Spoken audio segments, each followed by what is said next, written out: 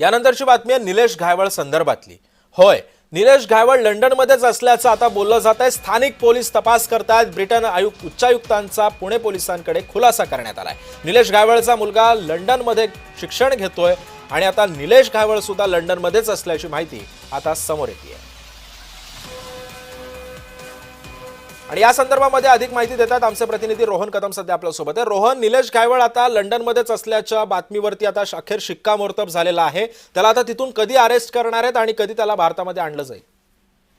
सिद्धेश, खरं तर पुणे पोलिसांनी जे आहे ते युके हाय कमिशनला काही दिवसांपूर्वी पत्र व्यवहार जो आहे तो केलेला होता आणि त्याच्यावरती किती गुन्हे दाखल झाले आहेत आणि त्याने कशा पद्धतीने खोटा आणि बनावट पासपोर्ट बनवून तो लंडनला गेला असल्याची माहिती जी आहे ती युके हाय कमिशनला दिलेली होती आणि त्याला प्रत्युत्तर जे आहे ते युके हाय कमिशन कडून पुणे पोलिसांना प्राप्त झाल्याची माहिती मिळते आणि त्यानंतर त्यांनी माहिती घेतलेली समजते आणि निलेश घायवळ हा लंडनमध्येच असल्याची माहिती जी आहे ती युके हाय कमिशनने दिलेली आहे।